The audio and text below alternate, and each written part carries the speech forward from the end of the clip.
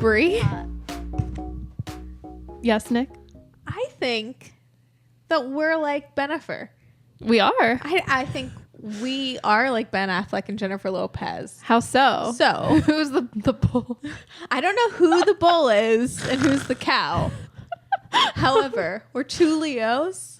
We are. We love attention. Yes. Sometimes we sing, allegedly. Mm-hmm. Sometimes we dance. That's right.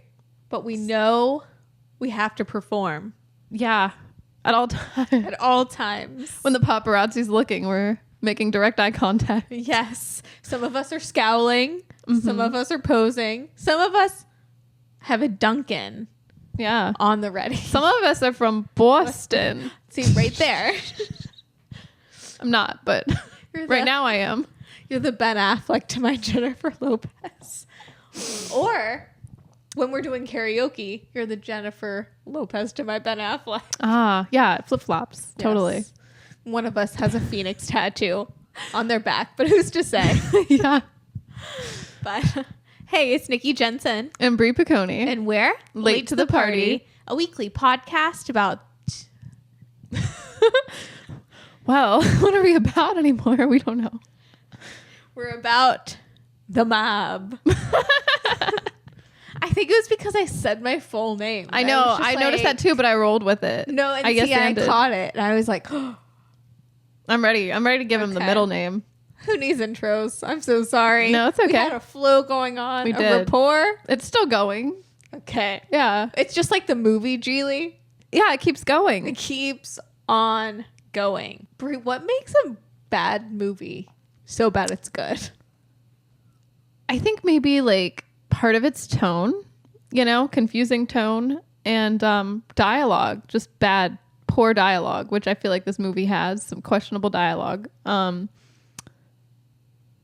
like trying to think what else. What makes it so bad it's good? So bad it's good. Okay, if it can make you laugh out loud at the wackiest moments, mm-hmm. That is what makes a good bad movie to me, And I feel like Gigli is not one of the... Gigli. No. Gigli, like really. Yep, that's right. He had to tell us. That was like the first couple lines at the start of Gigli. I knew as soon as we started this movie, it was going to be a winner.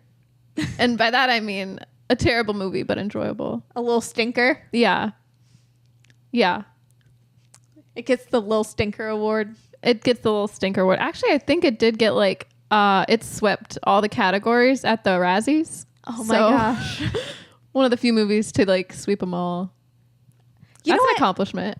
It is. That's what I think a good bad movie is. I think when you know that a movie is so bad it's good, mm-hmm. is when they fully commit. Yes. There's just something about it where the director, the actors, just everything the volume is up or the volume is really down. There's a huge extreme. Yeah, why is Christopher Walken in this? I don't know. This is the run in the early 2000s where Christopher Walken was getting the paychecks. He was booked and busy. Do you remember the Country Bears?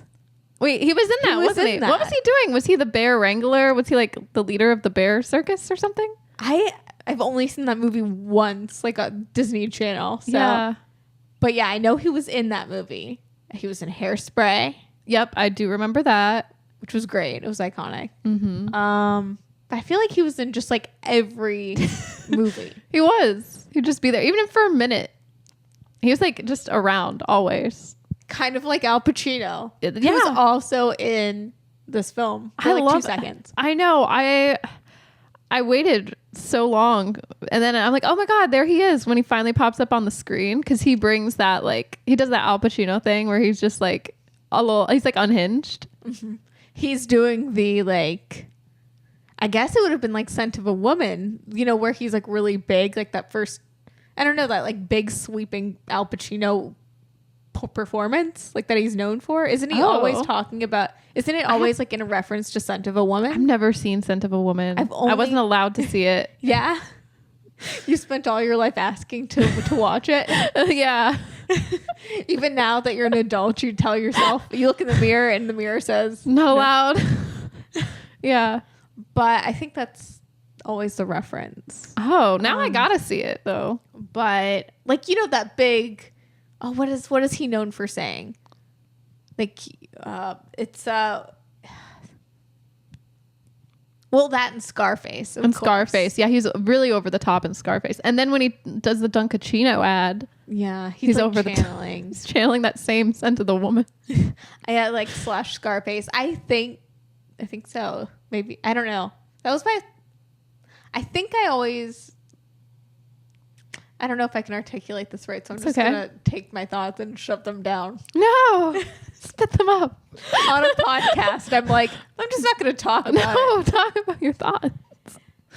I always knew growing up, like Al Pacino was referencing something in all these like 2000s comedic roles, but like referencing himself, kind of like how J.Lo references herself in what was the video we were watching right before this? It wasn't Love Don't Cost a Thing. It was Get Right. We were watching a J.Lo music video marathon. Yeah, just to get us pumped, get us in the mood for this podcast. Some Jenny from the Block, Boniqua. Yeah. Whoever Boniqua is. Yeah, still not sure. I'm like, is that her like other personality or like in the Get Right music video where there's like all J.Los? Yeah. There's nerd J.Lo. It's a little shocking. I've never seen that music video like ever. I've just seen like the clips of like we were talking about when she has that silver outfit or there's a couple like really cute looks she has, but yeah, that like cropped like baby fat hoodie with the fur. Yeah, probably wearing boots with the fur. Boots with the fur. Midriff showing. Like, can we talk about the J.Lo effect? I know we've like been all over the place already, the J.Lo but like, effect. Can we talk about the J.Lo effect? Yeah. That's why we're here, right? I think that's why we so. exist. J.Lo is the reason we exist. Everybody knows it. I know what's a fact. Kiss, kiss. Yeah. I mean, I know that, you know, by the time if this ever comes out, this is going to be our after, podcast. Yeah. If we ever release this one.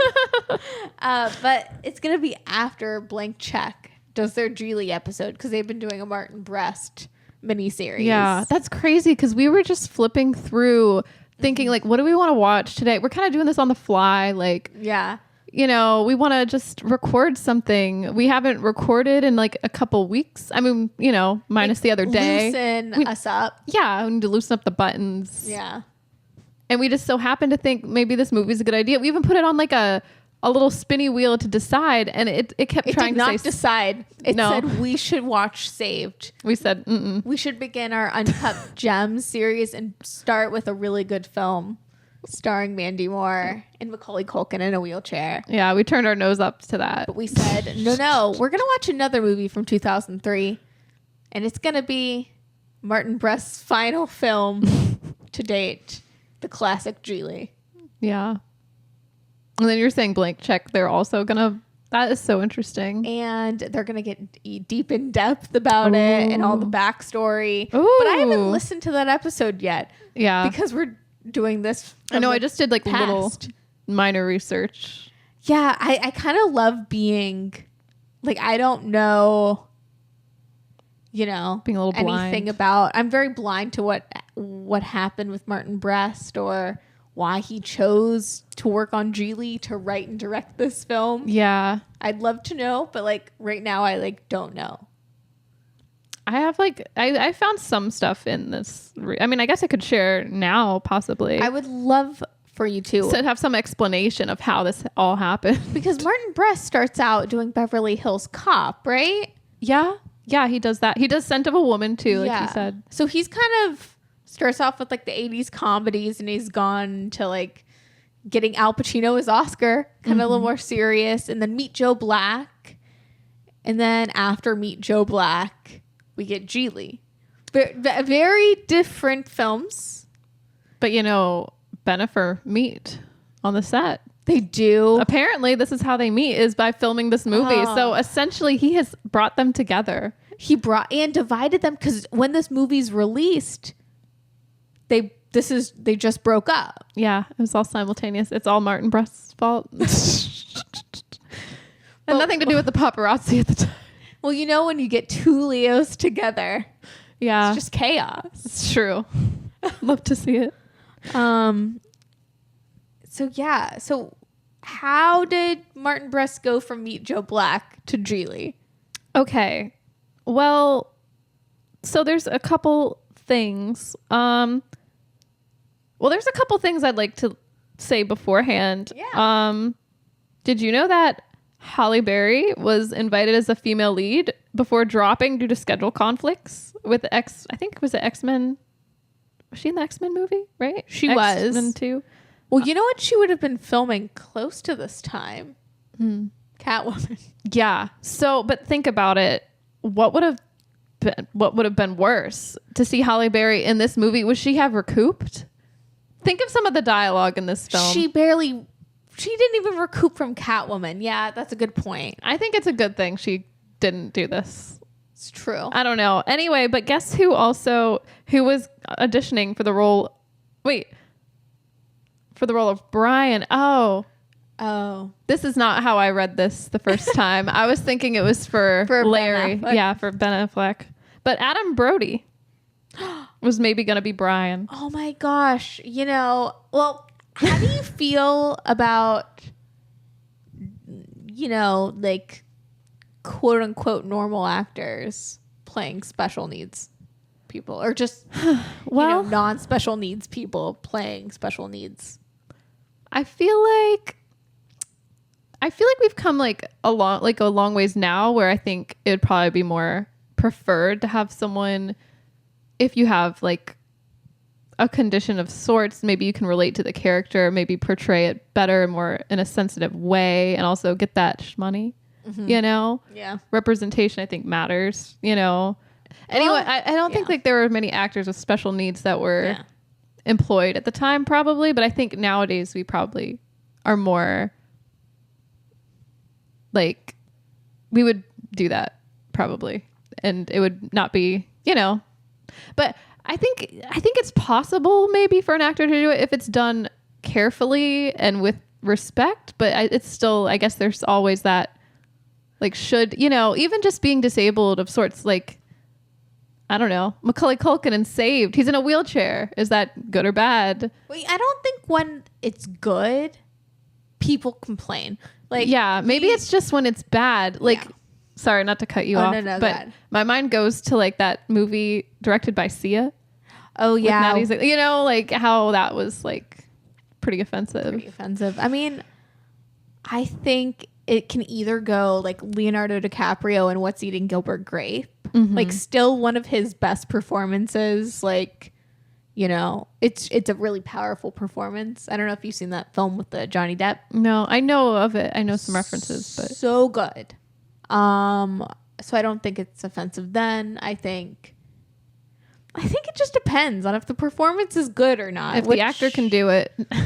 Or just has like some sort of like respect. This actor is fine. I think he did a good job. Yeah. I mean, we don't exactly know what his character has exactly, but maybe it doesn't matter. I mean, they're more concerned about the Bennifer romance, I think, in this film as well. But I will say Martin Brest, as far as this film is concerned, with that character, has so much restraint, because that actor and the way they handle the character isn't like grossly offensive or anything in what I think is supposed to be a comedy. Like, I think Gigli is a comedy. Yeah. We're supposed to be, right? So they could have played it as more of a punchline. So I think Martin Brest kind of nailed it relatively to how bad the film is, you know? Yeah. Which apparently this wasn't supposed to be a comedy. This is what I found is that it was supposed to just be like a mob film. And there was disagreements between the studio and Martin Brest. So like, I don't know what he was writing, but he said a lot of scenes were cut. So I don't know how serious this film was, and I'm not really sure, but I guess he basically said that post-production was shut down for 8 months while they were battling it out, and then he could either quit or be complicit in the mangling of the movie. And he says to his regret he didn't quit, So he bears the responsibility of the ghastly cadaver of a movie. But he said key scenes were cut and it became a joke with the punchline removed. Different tone was upside down. So like, I don't know what this was going to look like, you know, if it was a serious film. It's kind of hard to picture. So Martin Brest is kind of, you know, like a self-aware king. Yeah. I really do like that though. I like think that's really cool. He's like, I should have let this one go. Or like, no matter what you could say about this film, like he's aware, which, you know, is unfortunate for him for sure. Yeah, because this is his last film. Yeah. And then I think he said something like, oh, well, you know, it had a good run. But yeah, it really wasn't supposed to be a romantic comedy. But how do you feel about that? Because I don't know. I think it works when it's a comedy. And the only time it doesn't work is when it's super serious.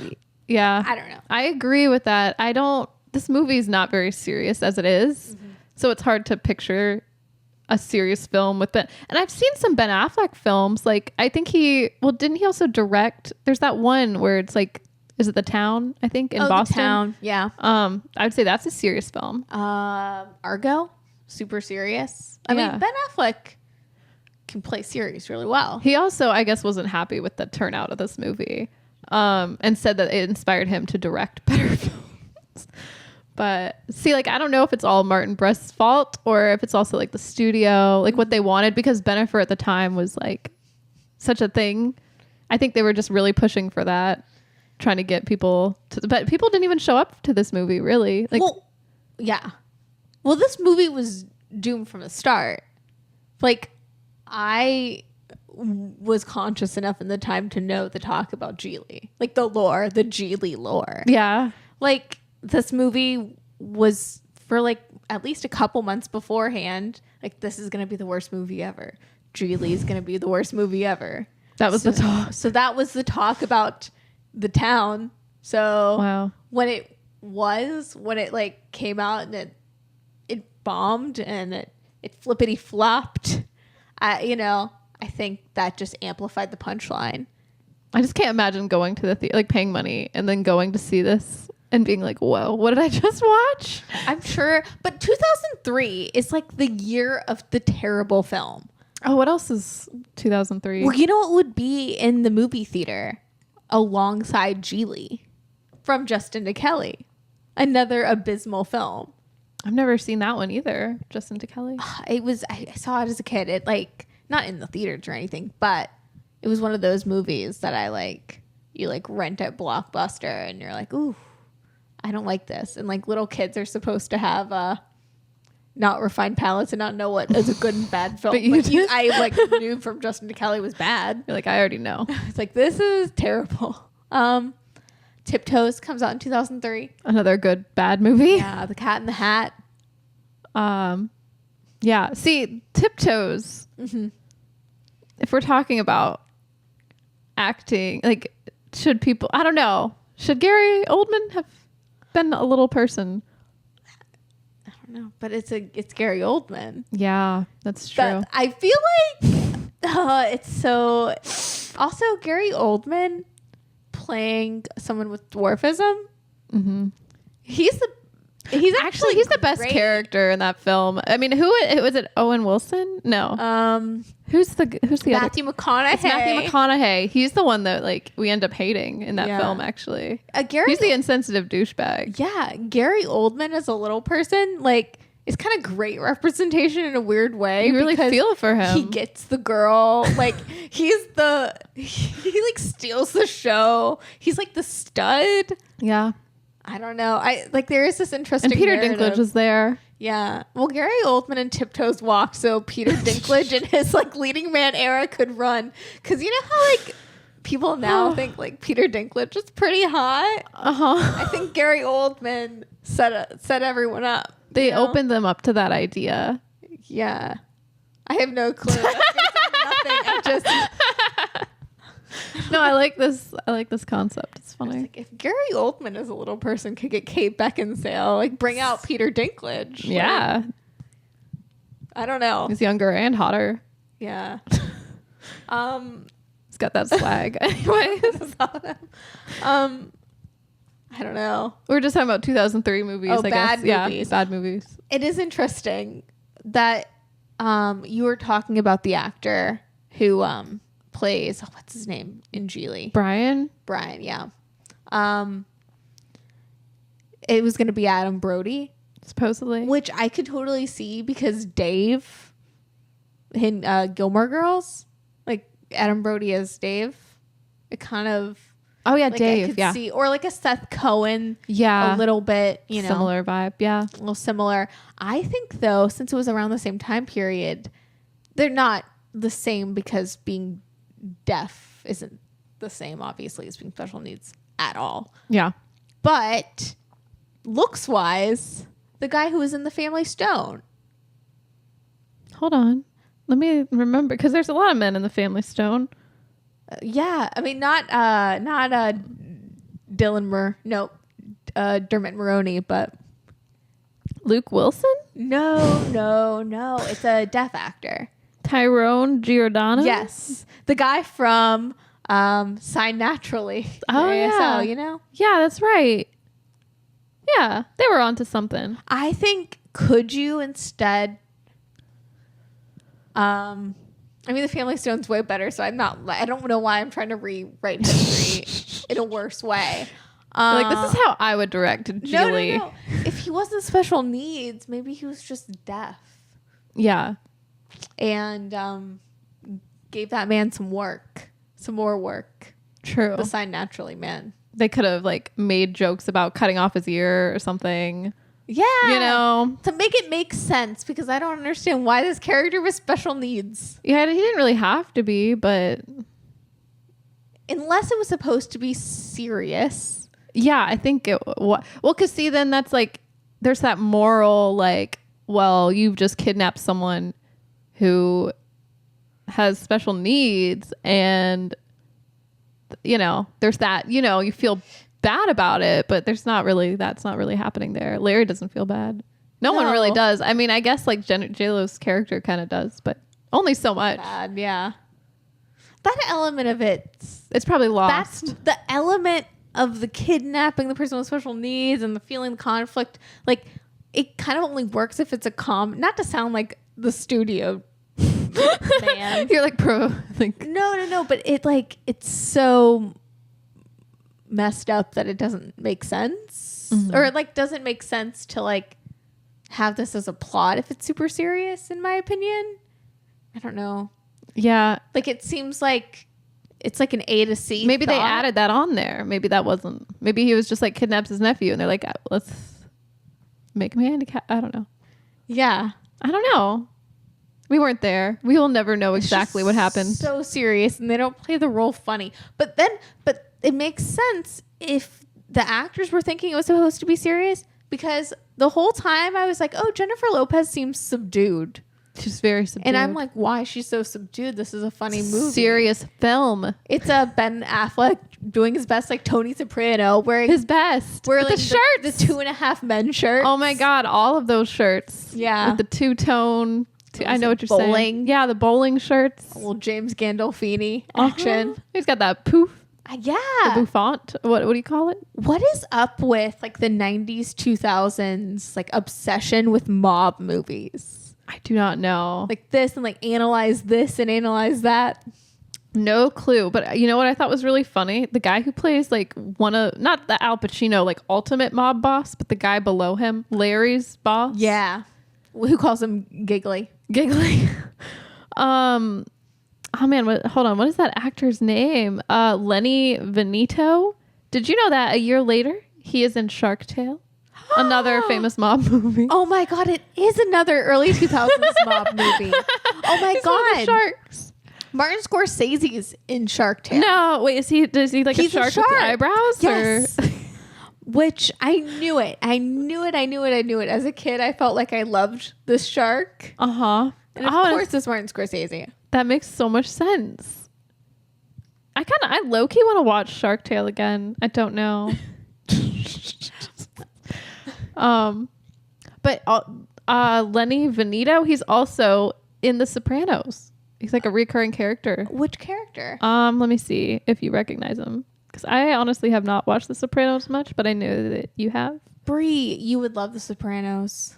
Yeah. So I know. good. I know I would. I know I would. And Michael Imperioli's in it. It's my favorite. He's your man. I really love Michael Imperioli.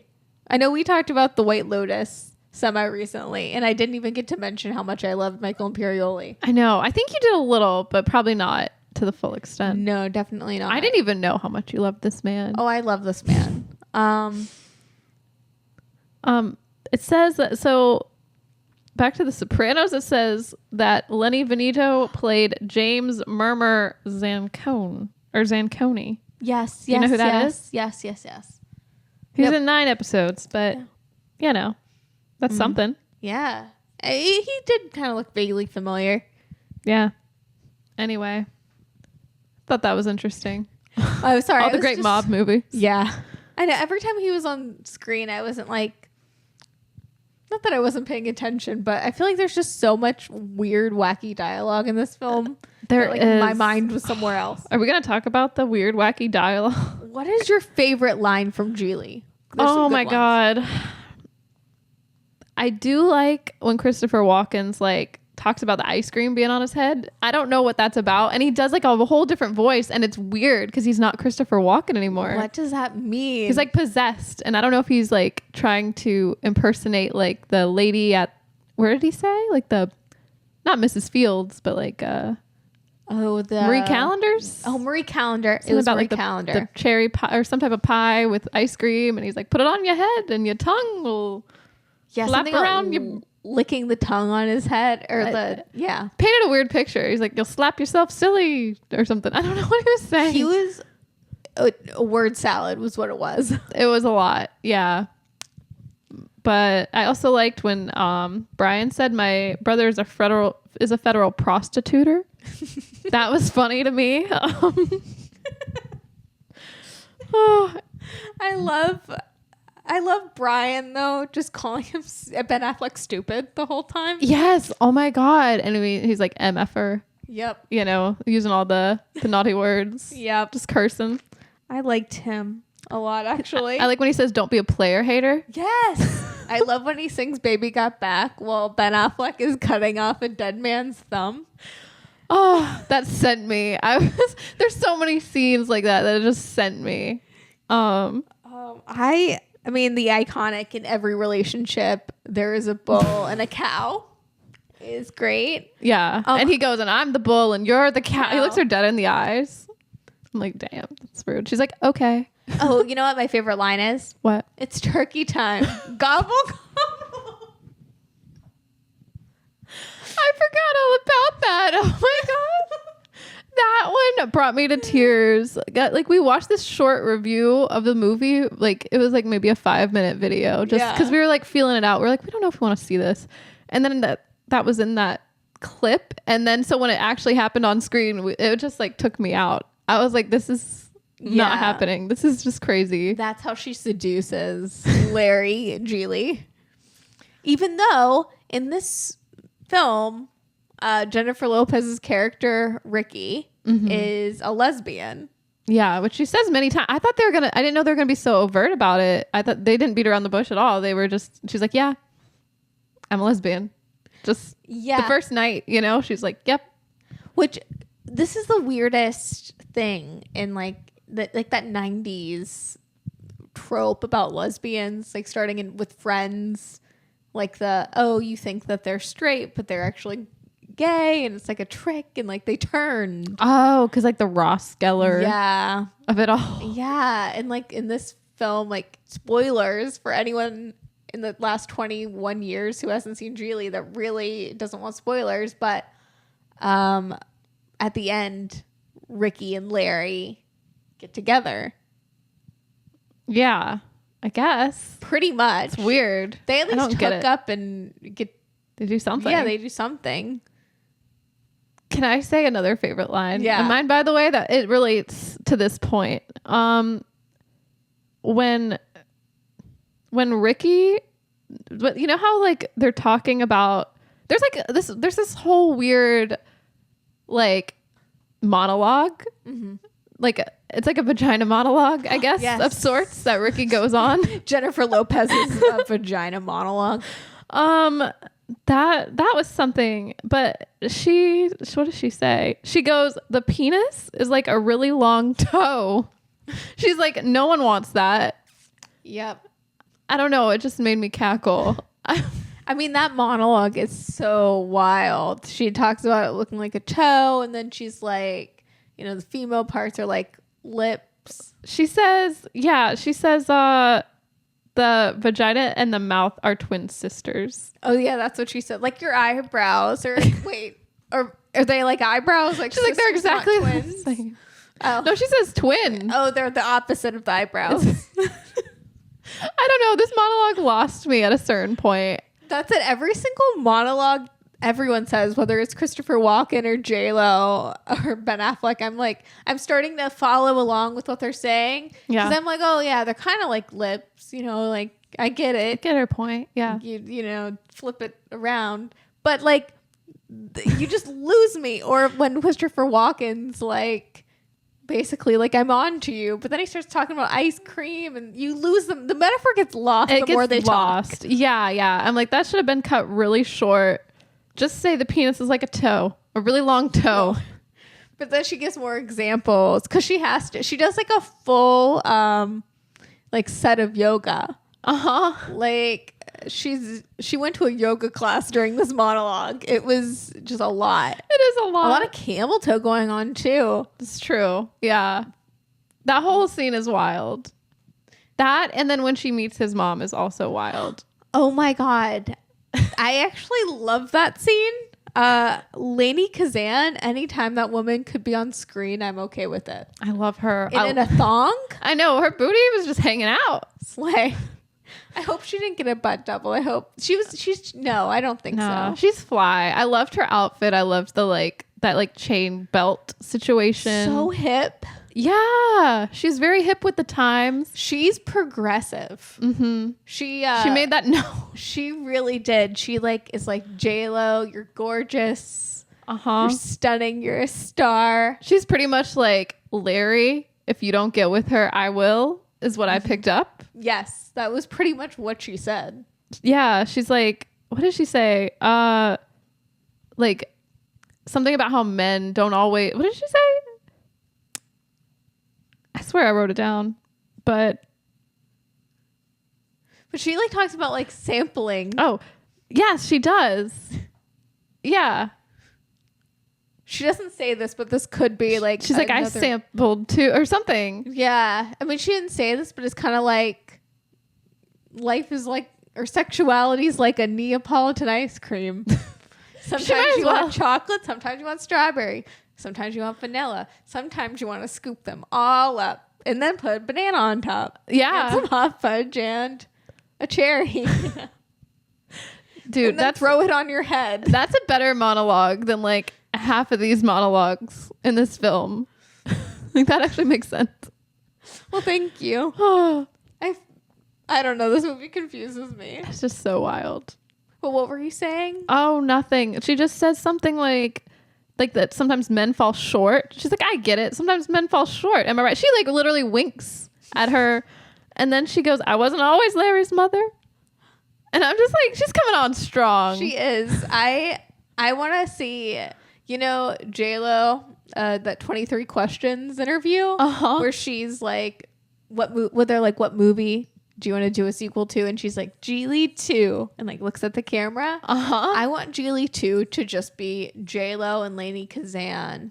She's still alive, they ride right? off into the sunset. Oh yeah, I'm pretty sure. But I want them to 20 years later, it basically, because while we're recording this, according to the tabloids, we're on the precipice of a Bennifer 2.0 divorce. Right. Maybe it will happen, maybe it won't, but that's what the rumors, the tabloids are saying. Mm-hmm. If they break up again, they come back for Gigli 2, Electric Boogaloo, and J.Lo gets with Lainey Kazan. That would be so funny. And then Ben Affleck, his character is just going to be so torn up. Yeah. He's going to just, He won't be able to take it. But also the weird joke in this film where, because Ben Affleck's character sticks out his hand straight. Oh, to look at his nails. That Jennifer Lopez's character is like, calls him gay all the time. Yeah. She's like, I'm on to you. Yeah. I know you're gay. She like harasses him about it. Yeah. I feel like maybe this time he's like bisexual or something. He might be. She might just be trying to get him to tap into something. Yeah. But, you know, I don't know. I mean, I'm like trying to make this movie deeper than it is. I don't know. I don't know if it's really that deep, but yeah. Yeah. I will say early 2000s J.Lo and Ben Affleck are really hot. They are. They are very good looking in this film. Mm-hmm. It makes sense. We don't talk about that enough. In the 21 years we've dogged on this film as a culture and a society, and I guess it's just because it's a fact, but they're good looking. Yeah. It helps the movie, I think, you know? I think so. I think Ben Affleck is not that bad in this film. No, he's doing the most. He's the only reason this movie isn't a complete slog. He like keeps it moving along. Yeah. He's the hero of this film. He's like fully this character too. Like I kind of forget a little bit that it's Ben Affleck. Yeah. You know? I liked it. I like Ben Affleck though. Yeah. No, I do too. What are your thoughts? Yeah. But you are also a big fan of J.Lo. I feel like Ben Affleck, I'm not as familiar with his work. I've seen The Town. I've seen his Dunkin' Donuts commercials. Shakespeare in Love, which he's not bad in. I like him in Shakespeare in Love. Yeah. I don't remember him in that movie. I know I've seen it, but like, yeah. but he's not Shakespeare. No. He's the other guy. No. I mean, he is. Yes, the other guy. I thought you were going to say in love. But he's in love. He is in that love. too. He is in love. I don't know. I've always liked Ben Affleck, except maybe not Batman. Maybe I could leave that one. Oh yeah, he was Batman for real. I always forget that. Yeah, Superman and Batman. The Batman versus Superman. Yes, that's that one. Okay, yeah, I feel like we blocked that out as a society. Yeah, it was not a very good film. Gone Girl. He's good in Gone Girl. Yeah, I haven't seen Gone Girl. Are you not familiar with Ben Affleck? Maybe that's what you just said. Yeah. That is correct. I like trying to pull it out of you, and then I come to the conclusion. I'm like, no, you really just don't. I'm not familiar. But tell me about J.Lo, Bri. Well, J.Lo, I'm familiar with obviously her musical career, just her being J.Lo, fashion icon. You know, the booty, the Versace dress. Yeah, definitely. You know, their baby fat sunglasses. At least I think that's what they are. Yeah. J.Lo glow. The J.Lo glow. Yeah. I'm trying to think what else. Oh yeah, I've seen her in a few films. You know, I think Maid of Manhattan. Best J.Lo performance. What is it?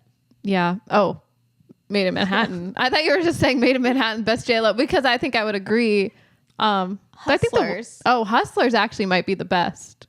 Yeah, J.Lo actually was really good at That's Hustlers. Like full That's how I imagine J.Lo to be in real life. She's just like Ramona. I think in some ways, yeah. I think if only. I don't know. I'm very confused about what J.Lo thinks. After you made me watch 4 hours of Jennifer Lopez content. I did not make you watch that. I said, I'm going to watch this one thing. And you went and watched the documentary, the making of The Greatest Love Story Never Told. Yeah. I did not watch that one. But you had to. It's you have to. I know. I will. Right. Well, maybe I will. Maybe for the mix. Oh, not anymore. I'm done. It's too late. No, I can't. But I watched. What is her movie called? Which one? The Greatest. Is it The Greatest Love Story Never Told? And what's the documentary? No, wait. I think you're correct. The Greatest Love Story Never Told is the documentary, and then it's J.Lo, This Is Me Now, I think is the film. I think, right? Where she does, it's like all just music videos together. Yeah. Jane Fonda's there. Oh, the astrological signs. Mm-hmm. Never again. Scarred. Yeah. I think the documentary you have so many questions after watching that film. It answers them? It kind of does. It tries to answer them. Okay. I mean, I'll watch it and report back. I guess we don't have to make it an episode. No, please no. I just you're like, I can't talk about J.Lo anymore. I do think Gigli, performance-wise, isn't the worst J.Lo. No, it's just all right. I mean, it's nothing crazy. No, I don't mind. I don't think this movie is good, but I don't mind. Yeah, I agree. J.Lo's had some bops throughout her career. I love Selena. Oh yeah, she's really good in The Selena. Wedding Planner. Mm-hmm. Monster-in-Law is pretty good, pretty cute with Jane Fonda. Oh, I always wanted to see that one, but It's cute. yeah. But are you more of a fan of her music? Yeah, What's your favorite J.Lo song? probably Love Don't Cost a Thing. Yeah. It's a good one. It's a good message. Yeah, exactly. Get Right though, underrated. It's not bad. Honestly, what other songs does she have? It's just those 3, right? Yeah. I mean, Jenny from the Block. Jenny from the Block. If You Had My Love is a good one. If you had my love. That's my favorite J.Lo. To be honest, they all kind of sound the same to me. Like a lot of them sound the same, you know? I remember when that one song came out, Ain't Your Mama. I was into it for like a second, What but was then I was that? over it. I don't know. She's like, "Boy, I ain't your mama." I don't know. It's with someone else too. I don't know. I don't know if I'm familiar with J.Lo like that. Well, it came out, I don't know, maybe a few years ago. It says 6 years ago. I think artists like J.Lo or like a Selena Gomez, you know, like this certain type of pop star / actress / performer.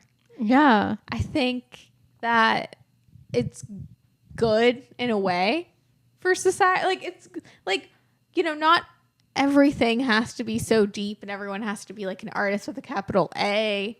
Mm-hmm. Like, you know, maybe we just have too high expectations for Jennifer Lopez. Yeah, we put too much on her. Yeah. You think? I think, you know, she has some cute movies. On the Floor. I'm the so Floor's sorry. I good. forgot about On the Floor. Pitbull. Yes. No way.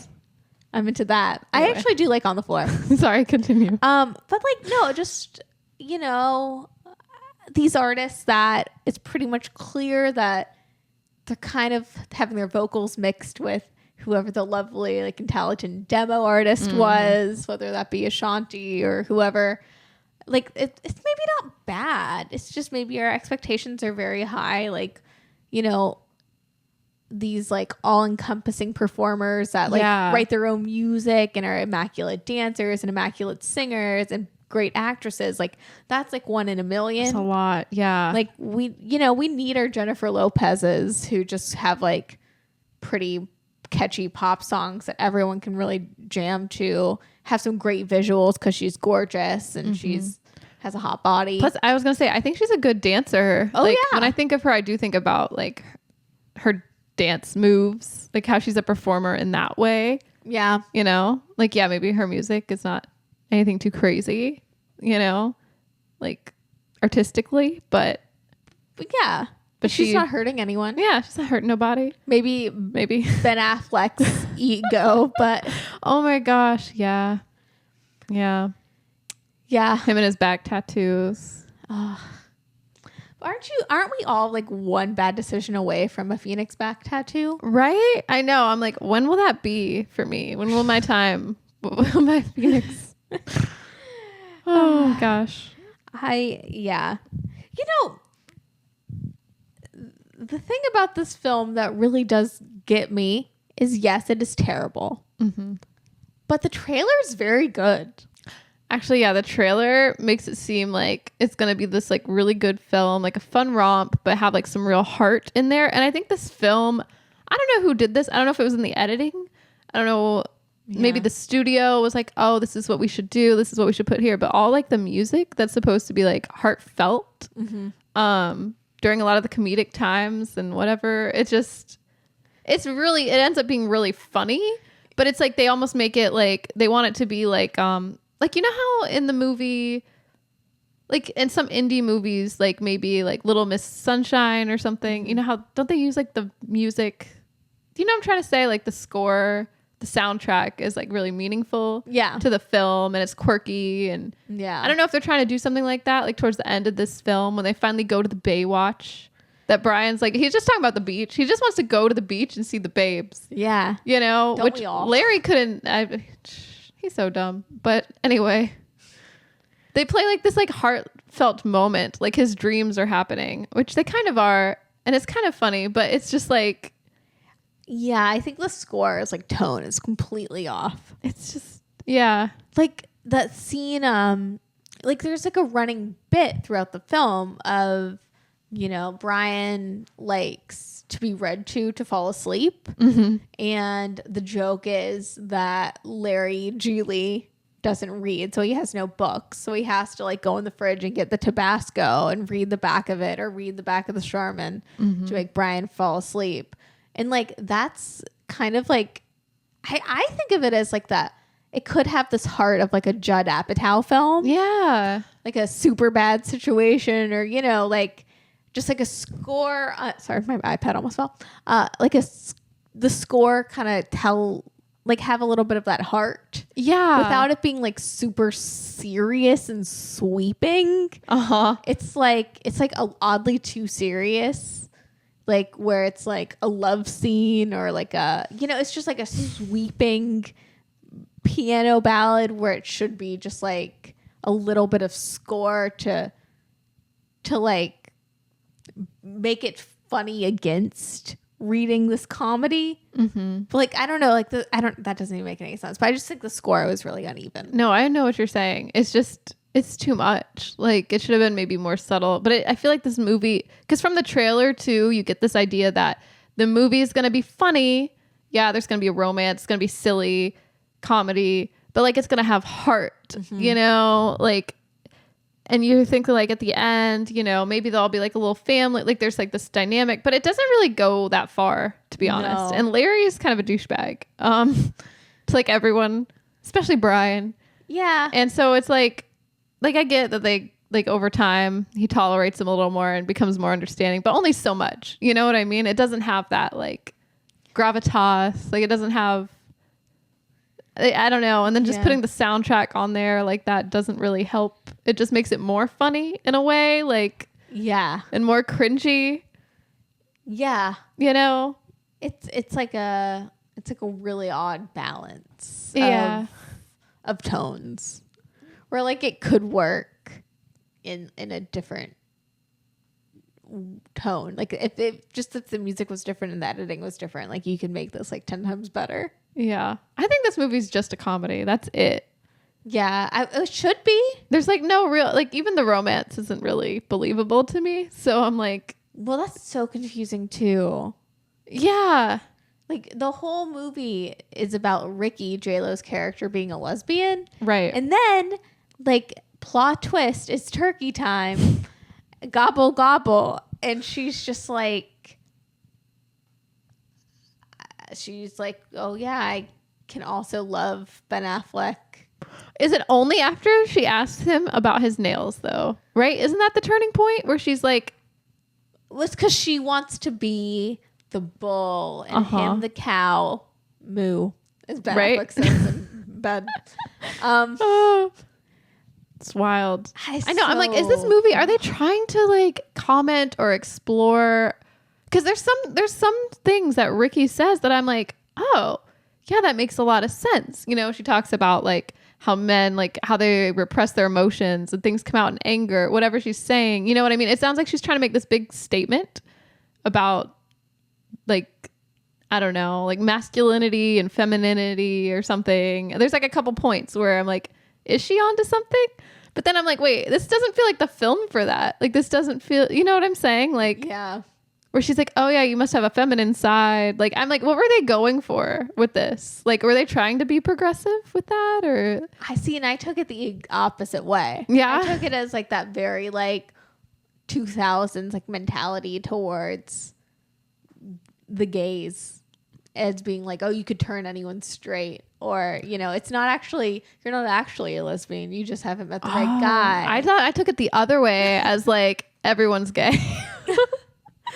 I'm like, is Ricky just saying everyone's a little gay? Maybe. I mean, that's even lovelier. I don't know. It's very 2024, but I don't know. I mean, maybe that's just how I interpret it. Yeah, I guess my point is though, like, why? Like, what was that?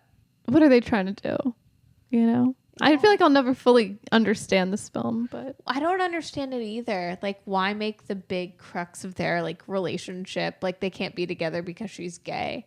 Why not they can't be together because they're working with each other? Mm-hmm. Like, what is up? Yeah. Or maybe he thinks she's, not to rewrite Gigli, but maybe he thinks because of the things she does that she is a lesbian, but he never talks to her about it because he's so in his hyper toxic masculinity, his Tony Soprano era, But then he, like, over time they fall for each other, like, and she's, Yeah, it just didn't seem like a natural progression. It's just like she was not into him and then boom. Or she's like teasing him because she knows that she can, but then all of a sudden she does it. She flips. And how? That just doesn't seem realistic to me. All because he does something a little feminine. Yeah. Like, not even anything crazy. I mean, he's still a man. Like, I just don't get it. I don't understand. It is kind of like, like a teenage boy writing about like homosexuality, being like, well, if they put their hands out like this, that means they're gay. If they wear an earring or if they say the word, it's like, that means you're gay. Yeah. Maybe that's where that 2000s mentality is, like you're saying. I mean, I'm glad we've progressed.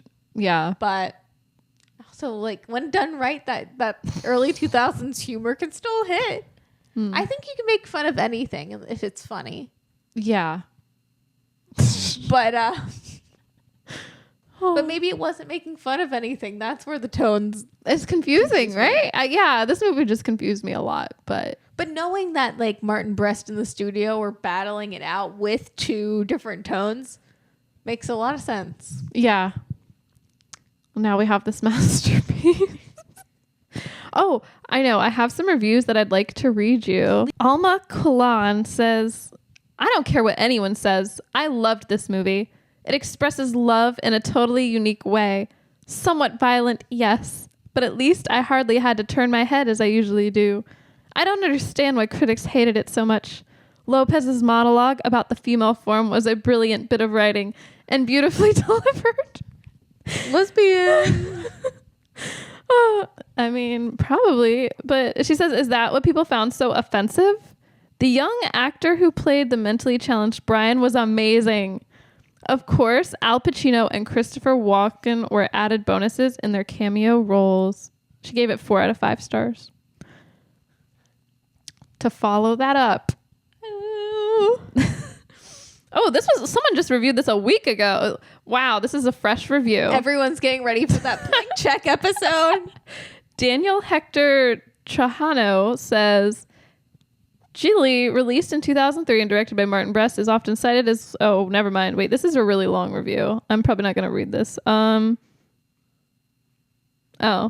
Okay, let's get to the bottom of it. So I would rate 1 out of 5 stars for its lack of narrative coherence, uninspired direction, and failure to deliver on potential as a romantic comedy crime drama.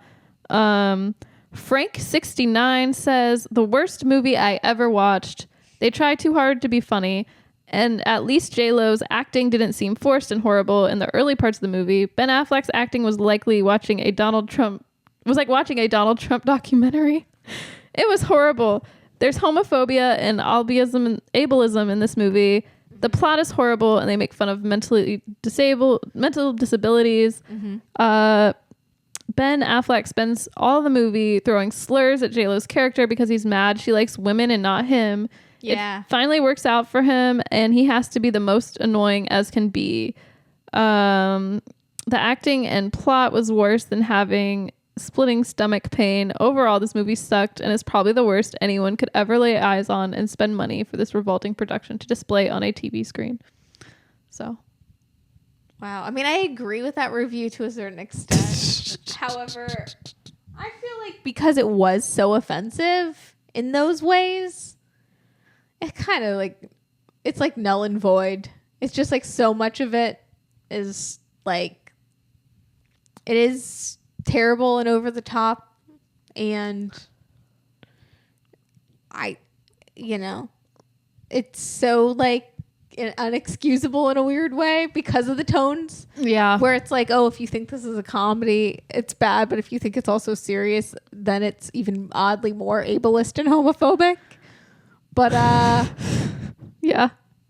But I don't know. I don't know if it's that deep. I don't think it's that deep. I don't think it is either. It's just crazy. It's just, I love how like there's two different reactions to this film. It's like love or hate. I don't know. 6% critic score on Rotten Tomatoes. Yeah. And like what, like 12 audience or something? It's like very low for the audience as well. So I think most people hated it, but it's rare that you find one with that low of a score. Truly. Like even Catwoman wasn't that low. Close, but.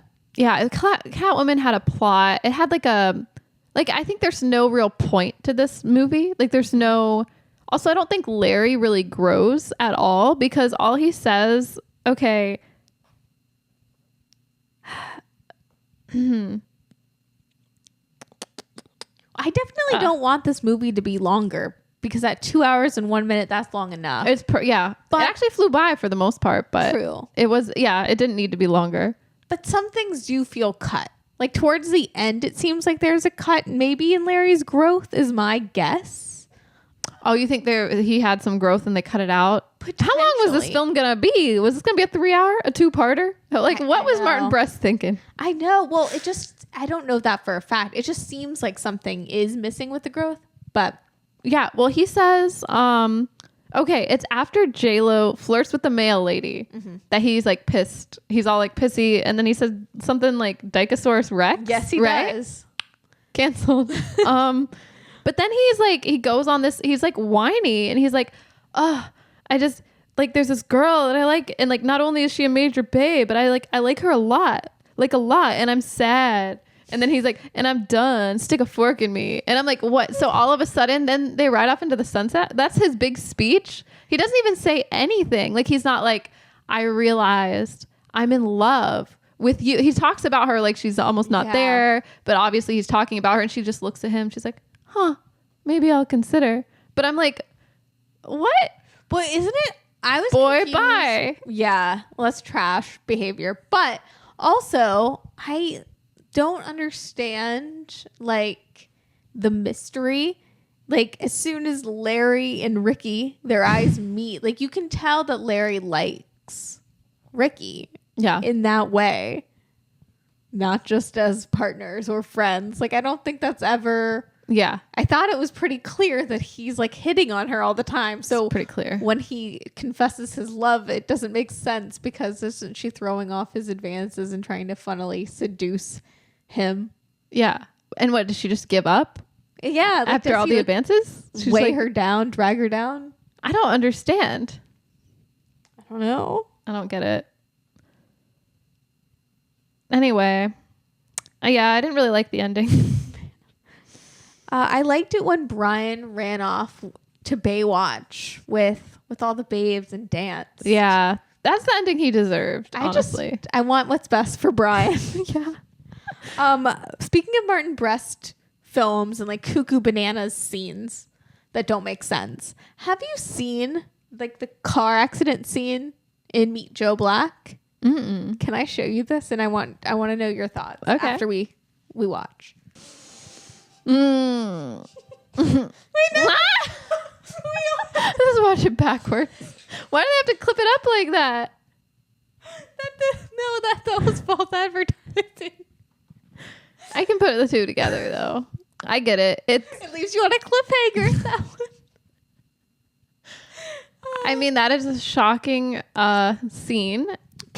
So I just showed you the infamous Meet Joe Black car accident scene. Yeah. Can you explain what you just watched? Well, I watched it backwards, I think, because YouTube, I don't know what it is, but they clipped it into 2 separate clips. So I actually saw him get hit first. And then I saw a second clip of them walking away from each other and not getting hit. But you could I knew. Yeah. So I mean, so these two people, I'm guessing they just broke up or something. I don't know. They have bags. I don't know. Brad Pitt, Claire Forlani. Yeah. She was like visibly upset. Him, not quite as much, but still, he keeps looking. They keep looking back at each other as they're walking away from each other with all their messenger bags. They each have like 10 messenger bags. And they keep like looking back, like doing the meet cute thing, or like the like romantic like scene thing where they like look back and then look away. Yeah, but so many look backs, and neither one of them are locking eyes, and not a single time. And then like get together and like make your move. Go to her. Go to him. And then they don't. And then he gets hit by not just one, but two cars, and both. He's like woo, and his body just flies. It looks realistic, actually, or at least in that one. Dummies, the whoosh. Getting hit by two cars. That's hilarious. I mean, it's not funny to get hit by a car, but the timing of it, is that meant to be? Is this a comedy? I don't think. No, it's not. But is that how the movie ends? I don't know. I've never seen Meet Joe Black. I've only seen that clip. Wow. That iconic clip. We should add that to the list. But I know it's a serious film. I just think it's really funny that Martin Brest, you know, for those two films, like has like just some unhinged, wild thoughts. Yeah. I wonder if it's like Sliding Doors. You know how that's kind of like a serious film, but has some wild moments? Yes. Especially the ending. Yeah. I don't know. The sliding doors effect. Yeah. No, maybe. Well, that movie impacted me. And me too. I think the sliding doors effect is real. Mm-hmm. The sliding doors effect, not to say that 3 times in a row. Maybe something will happen. Sliding doors effect. Gwyneth Paltrow with a pixie cut will pop out.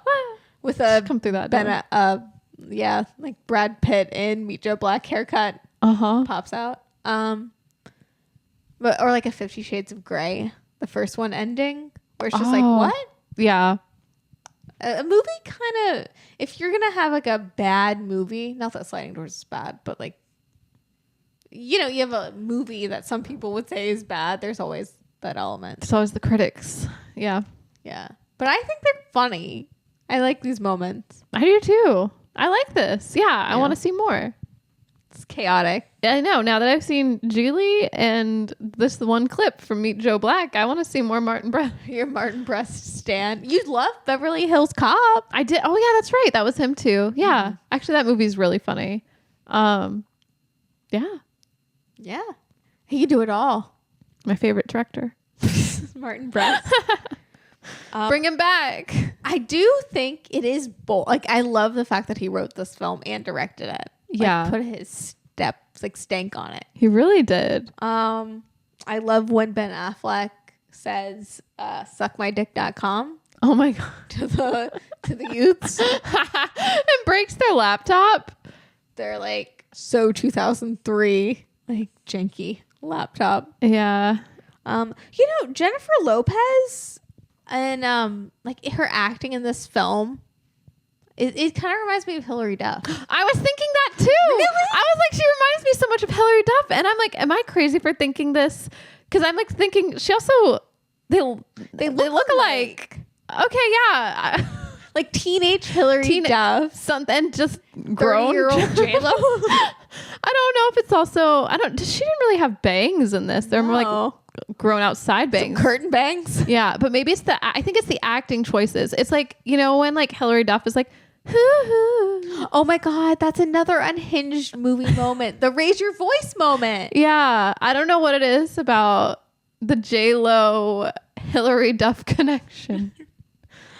I think that they have a lot more similarities than you would think. It's like they both play this like sweet girl like character of sorts. Yeah, it seemed like in like the 90s, 2000s, we really loved just like a young ingenue, just with a really cute, bubbly personality, or someone that could play that. Yeah, you know. Like, I think that's the J.Lo effect. That's the Hilary Duff effect. That's wild, though. I had that thought, but I was like, I don't know. I don't know if this makes sense. Jennifer Lopez went to the Hilary Duff School of Acting. Yeah. Could you imagine young Hilary Duff and Gigli? Oh my God. That would be something. They have to get someone else to play, like Larry, but Why not? Well, Ben Affleck, I think that'd keep be oh. wild.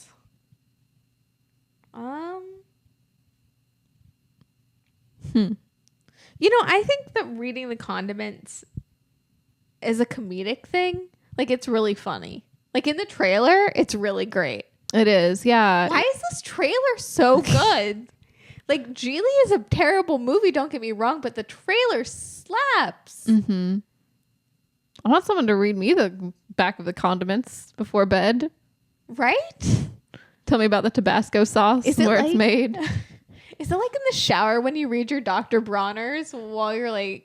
Yeah, you have to read. Sometimes you just got to read something. I do that sometimes. I don't know why. Sometimes I'll just read the ingredients and it's like, I know what's in my shampoo or whatever. But I want to know the origins of, you know, Dr. Bronner's soap or Mr. Dr. Bronner's is Teal's. hard to read though. There's so many. Like, it's so chaotic. I don't know where to start. It overwhelms me. Yes, I just will start anywhere. Yeah. Just pick a... I guess you can hold the bottle and, you know. Anyway. It's true. You can go on a whole journey. That one will last you a long time. There's many stories. Imagine if Ben Affleck had to read the Dr. Bronner's bottle. I know. That would have been funny. It would have. Yeah. Any other thoughts? I don't think so. This movie is just, I think it's worth watching just to see how bad it is. If you're just bored and you want to switch things up, you know?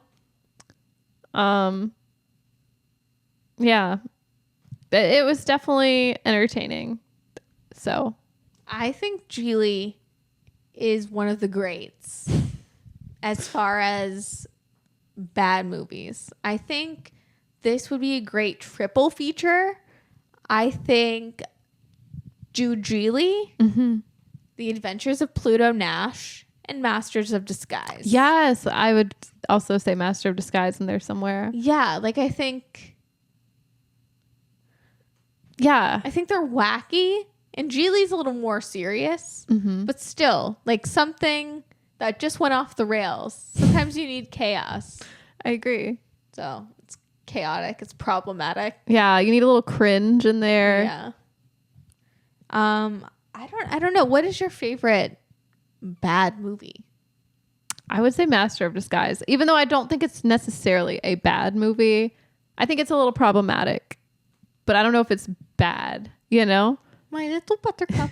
It entertains me, but I know we have like a long history with that movie. So, I'm trying to think what other bad movies I've seen though, other than like The Room, which is pretty funny, but I don't know if it's my favorite. You know, I don't know if I could watch it hours on end. Gigli, I could probably watch again. Like, what are some bad movies? Gigli's not that bad. I mean, it's bad. Not that bad. What's your favorite bad movie? Like, bad movie? Oh, because we recently rewatched this, I stand by it.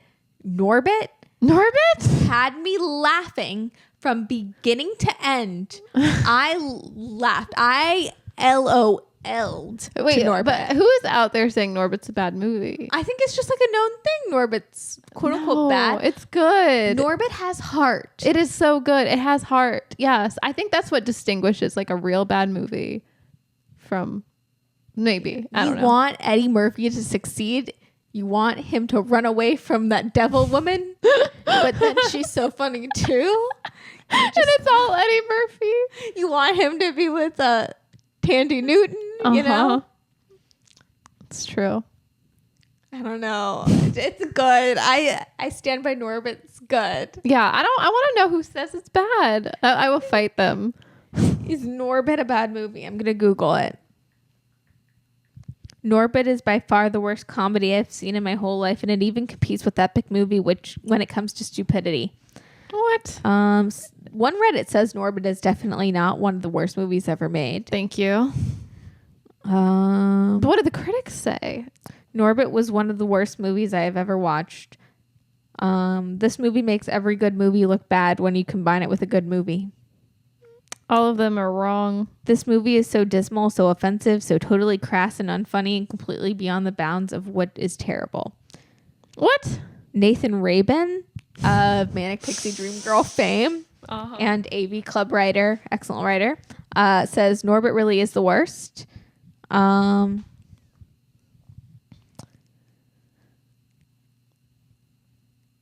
Yeah.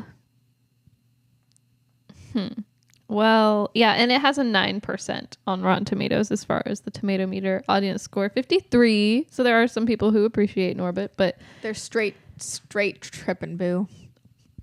that's very, yeah, they're straight tripping. I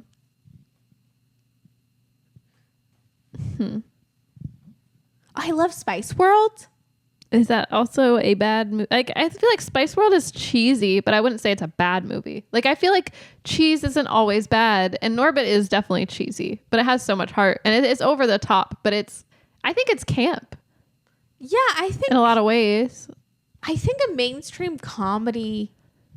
Like, what are people should be laughing like at? Norbit. Yeah, like, what if you can't like exaggerate things, and you know what I mean? Like, I don't really understand.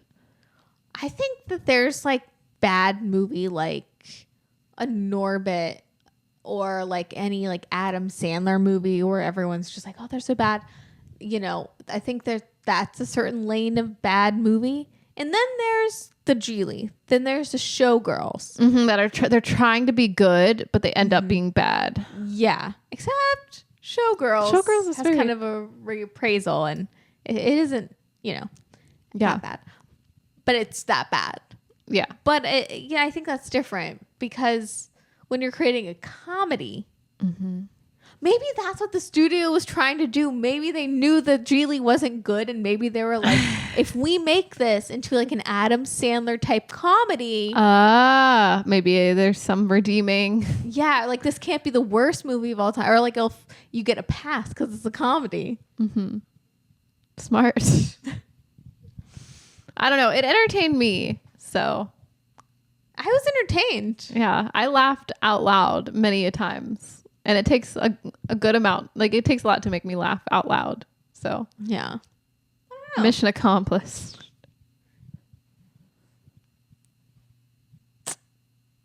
Yeah.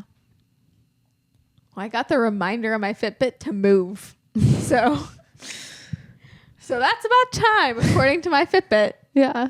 Well, I guess we got to wrap it up. I know. Oh, Julie. What is Gigli. it that you? What is it that you like about Jennifer Lopez? I don't. You know, Bri, you have to give an answer because I I've don't asked know. you. It's the every J.Lo single time. effect. I don't know. She's pretty. She's talented. Her songs slap. I don't know. I think she just at the right age, like just growing up with her music is. I don't know. I don't know. Yeah. I don't know. I respect her as a performer. Loved her in Hustlers. I love her music. And does it bother you that it's not her singing? Yeah. Remember I told you I was torn up for weeks? But then you got over it. What Yeah, made I you got get over it. This movie.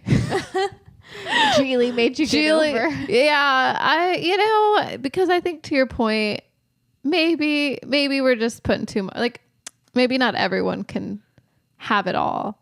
Or maybe not everyone can be like Britney Spears or Beyonce. You know what I mean? Like maybe not everyone can Be a Lady Gaga. A Barbara Streisand. Maybe we need the Selena Gomez's. Someone, if you're mixing, I don't know. I feel like the other artists should be recognized for their contributions. I know that doesn't always happen, but yeah. I think as a performer though, she's definitely made a name for herself. She's a beautiful vessel. Yeah. That seems I like like the her shadiest style. thing ever. But that Versace dress was really great and iconic. Yeah. It invented Google Image, essentially. Exactly. I love when she wears a hat sideways. baggy pants. Because she's from the Bronx. If you know, you know. Orange drink. Exactly. I don't know, but you know, speaking of bad movies, Glitter's way better than Gigli. Mariah Carey is not a bad actress. I don't think that's a bad movie either. Loverboy in the Glitter soundtrack, great. I don't know. We're gonna have to talk about that movie one day, aren't we? We have to, because that's someone that I will ride for, and I will have receipts. I'll duke it out for the J.Lo versus Mariah with you. I know. Yeah, that'll be fun. Yeah. I'm not against Mariah though. You know, I know. She's probably the better artist, objectively. Just yeah. I guess we shouldn't pit two women against each other. They're very different, I feel. Yeah. Yeah. And I mean, to be fair, I think it's because I can probably relate a lot more to J.Lo. Really? I mean, you know, as someone that's an all right actor, an all right singer, and well, They're gonna say it's someone from the Bronx. And also someone from the Bronx. Someone from the block. Nikki from the block. Yeah. I mean, you know, as someone that like is not the best. Yeah. Representation for girls who aren't the best. Yes. But they feel like they're the worst, so they always act like they're the best. Yes. You know? Yes. It's the Marina effect. Yeah. Just throwing that in there. No, but like that's something. I think she tries really hard, Jennifer Lopez. Yeah. I think she works hard. She may not be Yeah. the best, but she works. Yeah. You know, she made that whole passion project, and it may not be the best. It may be cringy, very cringe, but she did it. she didn't listen to anyone too. Her ego got in the way. And I can relate to that. Exactly. Yeah. But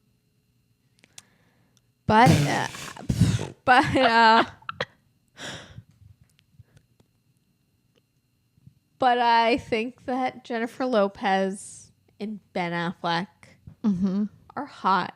They are. They're a couple hotties.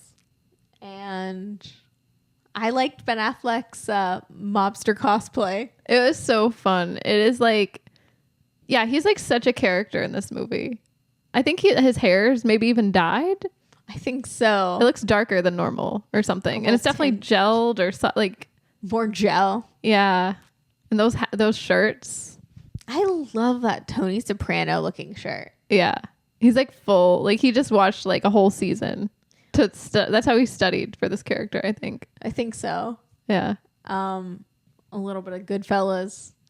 Like all the classics. Yeah. Which, isn't that your favorite genre? Like, what do you think of mobsters in that genre? For the most part, I like mobster movie. I mean, I like The Godfather. I'm not super familiar with a lot of them though, other than The Godfather. Yeah. Yeah. Have you only seen Goodfellas and The Godfather? Pretty much, yeah. Well, I've seen I've seen a lot of like Al Pacino and Robert De Niro movie. Like I've seen The Heat. Yeah, that counts. Or is it just Heat?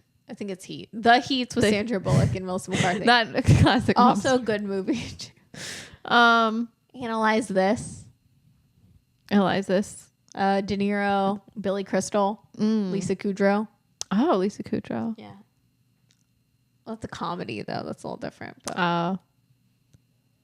Yeah. What was the question? I'm so sorry. What's your favorite? Like you like the mobster genre. Oh, just in general. Yeah. That's why I'm like, I don't know why I haven't seen The Sopranos, but I think I would enjoy. There's always drama. Well, it's good. Yeah. It's one of the best TV shows of all time. Yeah. But The Sopranos and Gigli are so far away from each other. I guess mobster movies are on a spectrum. They are. I know. I thought this was going to be a little more mob heavy, and it's. I mean, the most like gangster this movie gets is the scene towards the end with Al Pacino, and he like spoilers shoots the like Larry's boss in the head. Like that felt like that was a whole different film. Like. We're like getting unhinged Al Pacino. It was good. Yeah. That's why I'm like, this must have. I I totally understand now the conflicting. Was it supposed to be serious? Was it supposed to be a comedy? Because Al Pacino like came in probably for the day, played it full Al Pacino. You know, just gave it his all. Like he did. He gave it his all. Oh, I love Al Pacino. I love him with his Shrek phone. Just living life. What is it about late in life, Al Pacino? I don't know, Nick. What is it? He's carefree. Yeah. Something I'd like to be. Yeah. I'd love to be Al Pacino in 2024. Yeah. Get a Shrek phone. No cares. No. Just having children. Yeah, the ripe old age of age. Maybe at 80. Yeah. I think then I'll be ready then too. That's the only time I'm ready. I'm going to live my Al Pacino dreams. When I'm 80, I'm going to have made a lot of mobster movies by then. I'm going to have a Shrek phone. Maybe pop out a child at 80. Well, he's not popping out the child. No, but maybe someone else will for me. Yeah. I don't know. I think I'm losing it. I think so too. Well, thank you guys so much for listening. We'll see you next week. Bye. Late to the Party is hosted by Nikki Jensen and Bri Picconi.